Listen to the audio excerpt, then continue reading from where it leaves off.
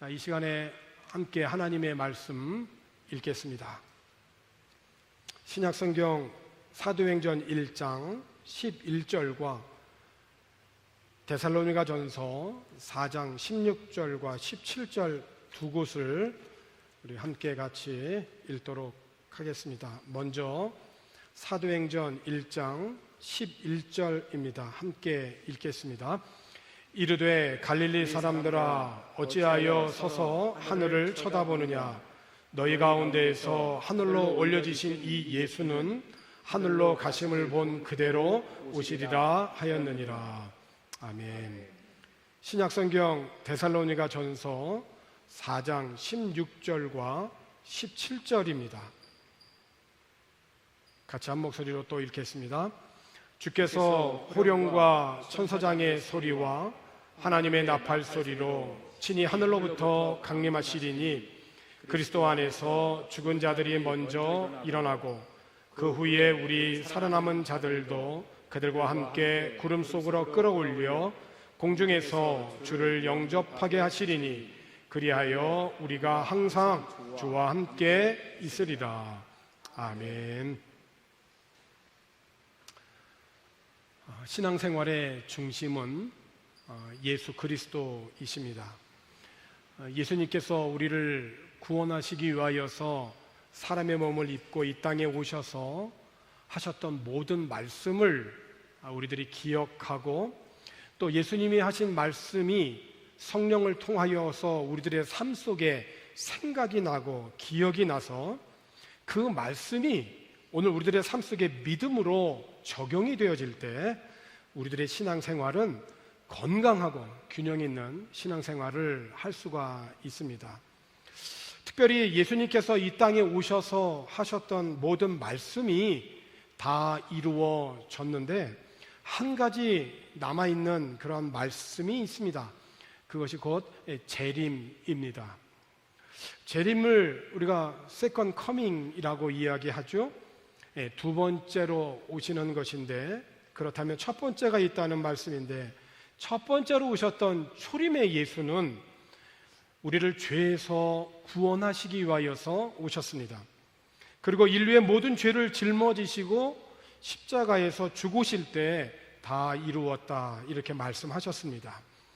그리고 3일 만에 부활하시고 40일 동안 세상에 계시면서 하나님 나라에 관한 일들을 말씀하여 주셨습니다. 그리고 제자들이 보는 가운데 들려 올라가서 구름 속으로 사라지셨습니다.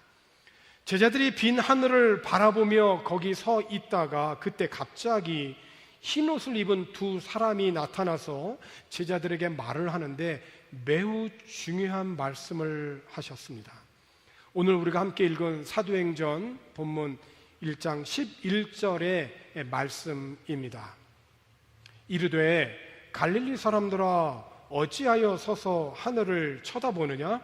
너희 가운데에서 하늘로 올려지신 이 예수는 하늘로 가심을 본 그대로 오시리라. 하늘로 가심을 본 그대로 오시겠다.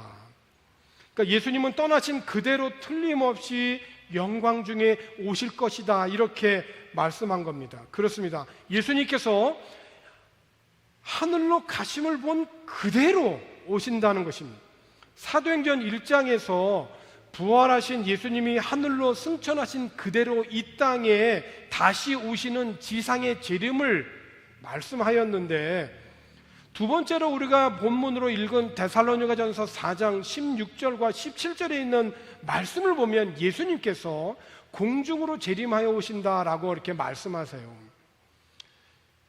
4장 16절과 17절 보니까 주께서 호령과 천사장의 소리와 하나님의 나팔 소리로 친히 하늘로부터 강림하시리니 그리스도 안에서 죽은 자들이 먼저 일어나고 그 후에 우리 살아남은 자들도 그들과 함께 구름 속으로 끌어올려 공중에서 주를 영접하게 하시리니 그리하여 우리가 항상 주와 함께 있으리라.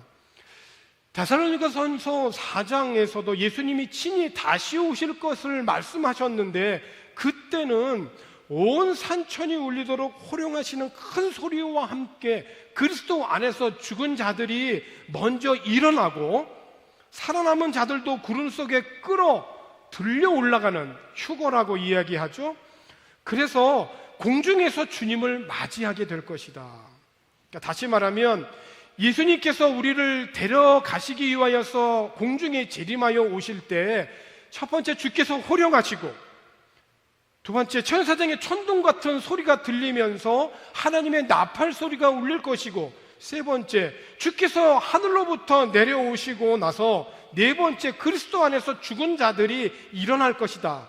다섯 번째, 그런 다음에 우리 가운데 그때까지 죽지 않고 살아있는 사람들은 구름과 함께 구름 속으로 이끌려 올라가서 주님을 만나보게 될 것이다. 여섯 번째로, 그리해서 항상 주님과 함께 있게 된다라는 것입니다. 그러니 당시 바울로부터 이 말씀을 들은 성도들의 그 시대적인 배경과 상황은 핍박이 무척 심할 때였습니다. 핍박과 환난을 받고 있는 상황에서 주님이 우리를 데려가시기 위하여서 재림하실 테니 이 말로 서로 위로하고 권면하였던 것입니다. 그렇습니다. 예수님의 재림은 공중에 재림하시고 지상에 재림하십니다. 이에 우리 교단 헌법에서도 재림에 관한 설명을 이와 같이 정의하여 두었습니다. 구약 성경의 예언의 중심이 그리스도의 수육 탄생이라면 하나님이신 예수님께서 인간의 몸을 입고 이 땅에 오신 수육 탄생, 인카네이션이죠. 성육신, 사람의 몸을 입고 이 땅에 오신 거죠. 그것이 구약 예언의 중심이라면 신약 성경의 중심은 그리스도의 재림이라고 할 수 있나니, 우리는 공중재림, 데살로니가전서 4장 16절과 17절, 그리고 지상재림, 사도행전 1장 11절에 있는 이 지상재림을 믿는다. 요한계시록은 재림을 전적으로 계시한 성경으로 마지막에 내가 속히 오리라고 한 말씀이 3번이나 거듭 기록되어 있다. 재림은 신앙생활의 요소이며 소망이요 경성이 된다. 자, 그렇다면 예수님께서 왜 다시 오시는 것입니까? 첫 번째 초림 때는 죄에 빠진 인류를 구원하시기 위하여서 오셨습니다. 그리고 십자가의 죽음과 부활을 통하여서 구원의 길을 열어놓으셨습니다. 이제 다시 오실 두 번째 재림의 예수님은 의인과 악인을 심판하시고 사탄을 영원한 형벌에 처하기 위하여서 오시는 것입니다. 누가 의인이고 누가 죄인입니까? 하나님을 믿음으로 바른 관계를 맺고 있는 자를 의인이라고 합니다. 아브라함이 하나님을 믿을 때 여전히 아브라함에게는 부족하고 연약한 것이 있어요. 그에게 허물이 있어요. 그렇지만 그가 불가능한 상황에서도 하나님을 믿을 때 하나님은 그 믿음을 의로 여기셨다. 그 의로 여기신 그 의를 의인이라 이렇게 말하는 거죠. 그래서 믿음으로 의롭다 이렇게 여겨주시고, 그래서 우리가 하나님을 믿을 때 우리는 믿음으로 의롭다 인정을 받는 것이에요. 칭의죠. 우리는 여전히 부족한 사람이지만 하나님을 믿는 그 믿음을 귀하게 보시고 우리를 의롭다 인정해 주시는 것입니다. 그러나 하나님이 구원을 위하여 보내주신 이 예수님을 믿지 않는 자들은 결국 불못 또는 무적행, 바닥이 없는 거예요. 끝이 없는 구덩이, 즉 지옥에 가게 된다는 것입니다. 그러니까 예수님이 재림하신 후에 세상은 하나님의 심판을 받게 되어지는데, 계시록 20장 12절과 15절에 있는 말씀을 보면 이렇게 기록하고 있습니다. 12절에 또 내가 보니 죽은 자들이 큰 자나 작은 자나 그 보좌 앞에 서 있는데 책들이 펴 있고 또 다른 책이 펴졌으니 곧 생명책이라. 죽은 자들이 자기 행위를 따라 책들에 기록된 대로 심판을 받으니, 생명책에 이름이 기록되어져 있는데 자기 행위를 따라서 기록된 대로 심판을 받게 된다. 하나님 앞에 심판이 반드시 있다는 겁니다. 그리고 15절에 있는 말씀을 보니까 누구든지 생명책에 기록되지 못한 자는 불못에 던져지더라. 그러니까 이 불못의 또 다른 표현은 무적행, 끝이 없는, 바닥이 없는 그런 구덩이, 지옥을 얘기하는 거죠. 그러니까 이런 일들이 언제 일어나냐면 예수님이 재림 이후에 이 모든 세상은 선악간의 그 행위대로 심판을 받게 되고 새하늘과 새 땅이 열려서 하나님과 영원한 생명의 삶을 살게 된다는 것입니다. 두 번째로, 예수님은 그러면 언제 다시 오시느냐? 결론부터 말씀을 드리면 아무도 모릅니다. 하나님만이 아십니다. 예수님께서 말세의 징조에 대한 교훈을 마태복음 24장 36절에 이렇게 교훈하셨습니다. 그러나 그날과 그때는 아무도 모르나니 하늘의 천사들도 아들도 모르고 오직 아버지만 아시느니라. 그리고 항상 때와 시기에 관심이 많은 이 사람들에게 예수님께서는 승천하시기 전에 이렇게 말씀하셨어요. 사도행전 1장 7절의 말씀이죠. 이르시되 때와 시기는 아버지께서 자기의 권한에 두셨으니, 이건 하나님의 권한이라는 거예요. 때와 시기는 하나님의 몫이라는 거예요. 이걸 침범해서는 안 되는 겁니다. 그러니 그거 때와 시기는 아버지께서 자기의 권한에 두셨으니 너희의 알 바가 아니고, 사람들은 항상 궁금해합니다. 언제 다시 오시는가? 그때가 언제일까? 하지만 우리 예수님의 대답은 때를 정하는 것은 하나님의 몫이고 너희들이 받을 것은 성령이라고 말씀하세요.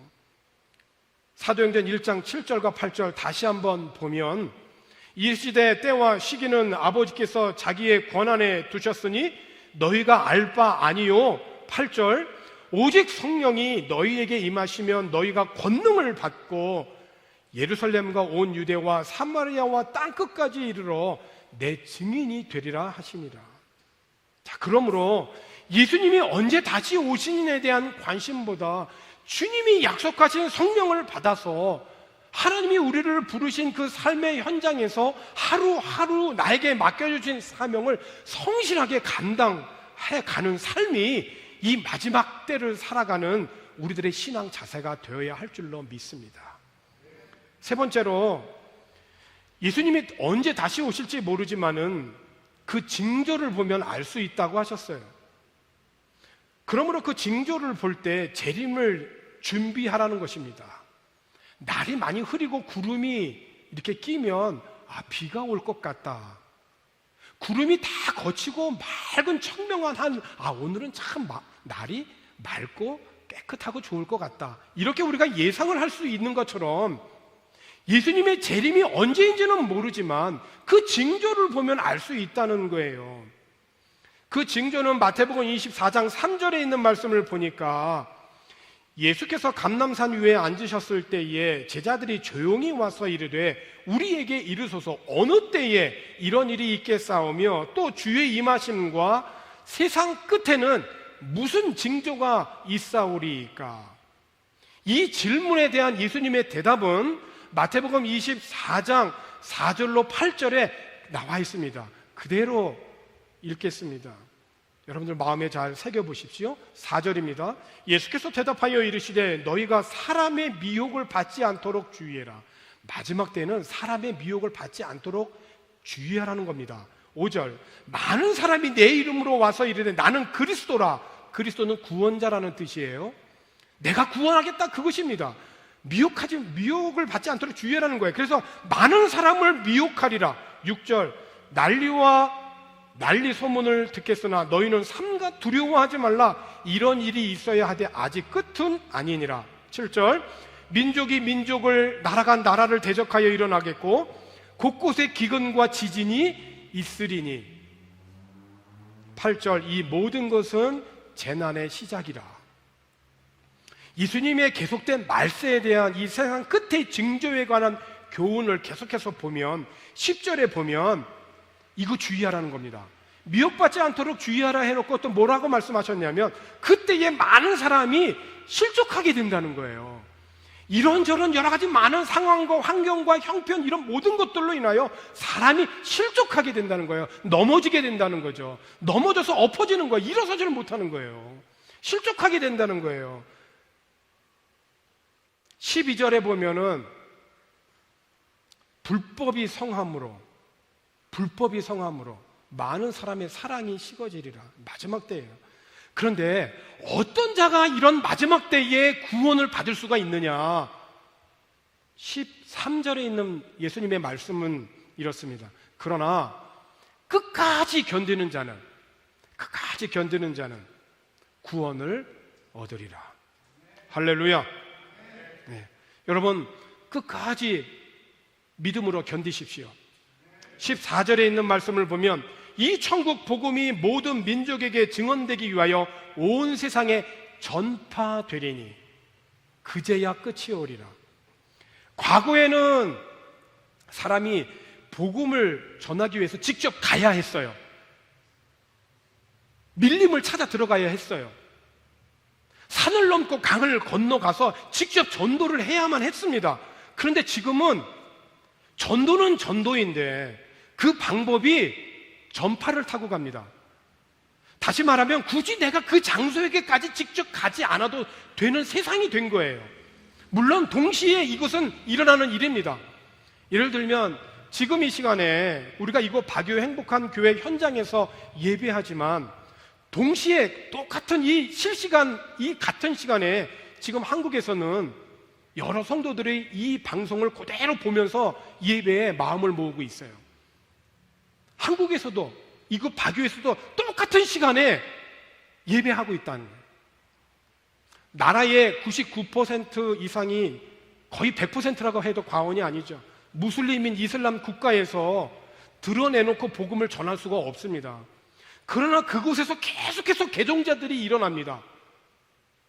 직접 가서 복음을 전하지 못하는데도 불구하고 어떻게 개종자들이 그 이슬람 국가에서 일어나고 있습니까?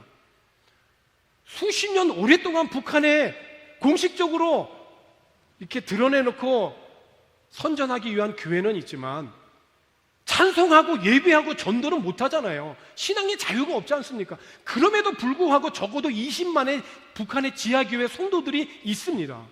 어떻게 그렇게 계속 수십 년을 오랫동안 이렇게 신앙을 유지할 수 있을까요? 직접 가기도 하지만은 전파를 타고 가는 겁니다. 복음이 전파를 타고 이슬람 국가 깊숙이 들어가는 것입니다. 무슨 의미입니까? 마지막 때가 됐다는 거예요. 복음을 전하기 위해서 직접 사람이 가야만 하는 시대를 뛰어넘어 이제는 전파를 타고 사람이 갈 수 없는 곳을 이제는 들어간다는 거예요. 복음이 천국 복음이 온 세상에 전파되고 나라마다 증인이 파견될 것인데 그러고 나서야 끝이 올 거라. 이 성경의 번역은 너무 멋있는 번역이에요. 전파되리니. 그렇습니다. 저와 여러분은 지금 마지막 시대에 살고 있는 겁니다. 그러므로 이때를 살아가는 우리 그리스도인들이 어떻게 살아가야 되겠습니까? 네 번째로 우리가 생각할 문제가 바로 이 재림을 대망하며 기다리며 살아가는 우리들이 어떻게 신앙생활을 해야 되겠는가. 여러 가지가 있지만은 가장 중요한 한 가지만 말씀을 드리고자 합니다. 하나님의 말씀을 잊지 않는 것입니다. 베드로후서 3장 8절부터 13절까지 있는 말씀을 보면 베드로 사도가 이 말세를 살아갈 때 어떻게 살아가야 되겠는가에 대한 교훈을 주었거든요. 8절에 보면 사랑하는 자들아 주께는 하루가 1000년 같고 1000년이 하루 같다는 이 한 가지를 잊지 말라는 겁니다. 하나님의 말씀을 잊지 말라는 거예요. 9절 주의 약속은 어떤 이들이 더디다고 생각하는 것 같이 더딘 것이 아니라 오직 주께서는 너희를 대하여 오래 참으사 아무도 멸망하지 아니하고 다 회개하기에 이르기를 원하시느니라. 하나님이 원하시는 것이 바로 이거예요.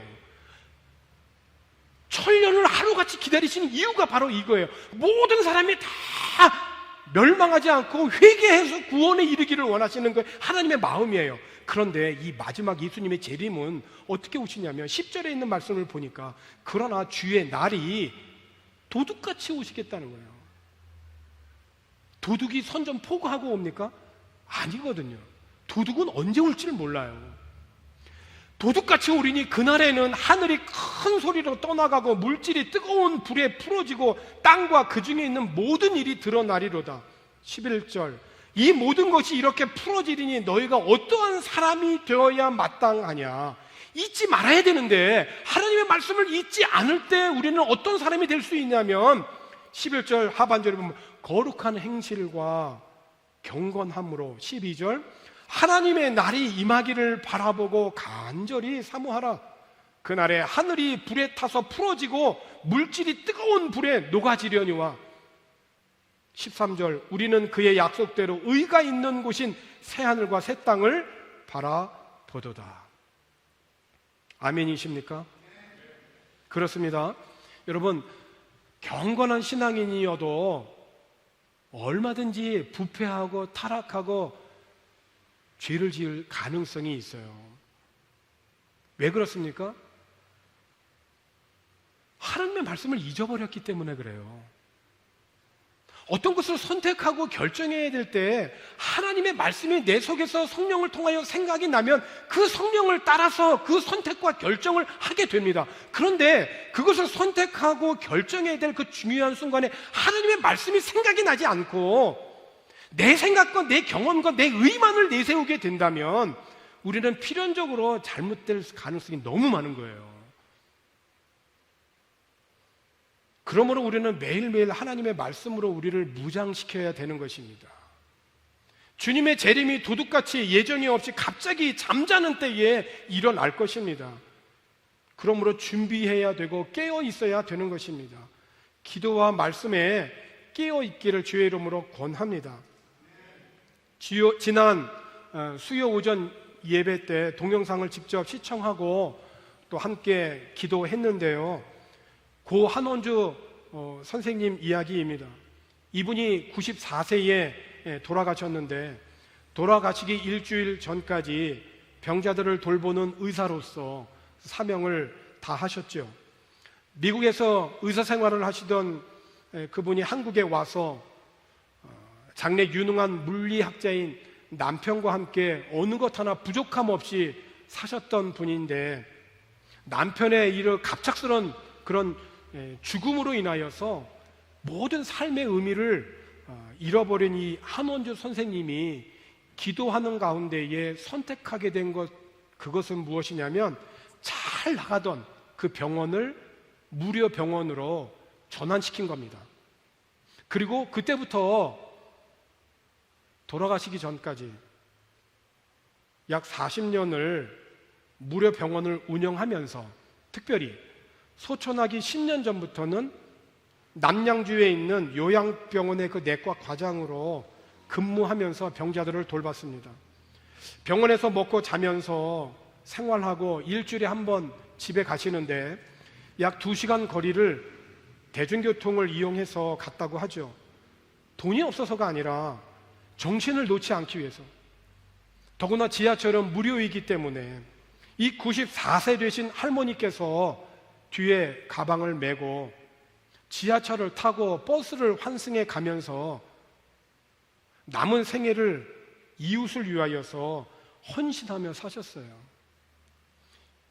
한원주 선생님의 인생에서 가장 큰 기쁨이 무엇이냐고 물어보았을 때 이 선생님께서 주저함 없이 대답했던 자신의 가장 큰 기쁨은 하나님께서 나를 구원하여 주신 것이라고 대답을 해요. 하나님이 나를 구원하여 주신 것에서 자신의 진정한 인생의 의미를 발견하면서 그 구원의 기쁨으로 매일매일 하루하루를 즐겁고 기쁘게 사셨던 겁니다. 90이 넘으신 할머니셔도 남을 섬기는 자리에 있기 때문에 눈썹도 그리시고요. 저는 그게 너무 멋있고 아름답게 보이더라고요.